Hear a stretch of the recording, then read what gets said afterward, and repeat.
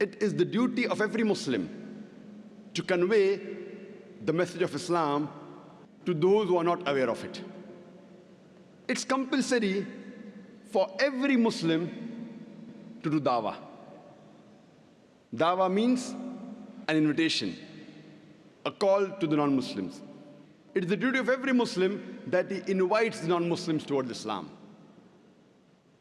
There are various different methodologies as well as strategies used by Muslims as far as dawah is concerned. The most common strategy is whenever a Muslim meets a non-Muslim,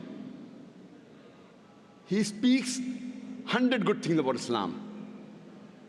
Even if that non-Muslim agrees with all the 100 good things that the person has spoken about Islam, yet that non-Muslim will have few negative points behind the mind. He may say, yes, I agree about all these 100 good things about Islam, but you are the same Muslim who is a terrorist. You are the same Muslim who is a fundamentalist. You are the same people who spread religion with the sword. You are the people who subjugated the women. You are the Muslims who marry more than one woman. These few negative points at the back of his mind will prevent him from accepting the beauty of Islam. That's the reason. Whenever I meet any non-Muslim, I ask him upfront, what do you feel is wrong with Islam? With your limited knowledge, whether right or wrong, what do you feel is wrong with Islam? And I make him comfortable that he can criticize Islam. If he wants, he can attack Islam.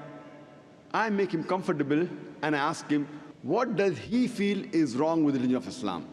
And after he's made comfortable, he poses about 3 or 4 questions about Islam. And in the past couple of decades that I've been in the field of dawah, I have realized that there are about 20 most common questions which the non-Muslims have regarding Islam. When the non-Muslim poses 3 or 4 questions about Islam, invariably these 3 or 4 questions fall amongst the 20 most common questions.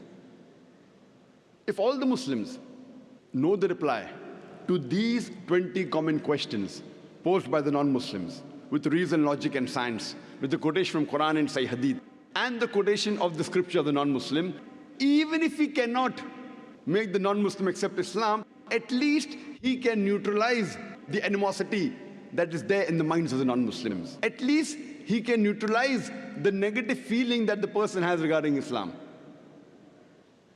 That's the reason it's very important that we Muslims are aware about these 20 common questions.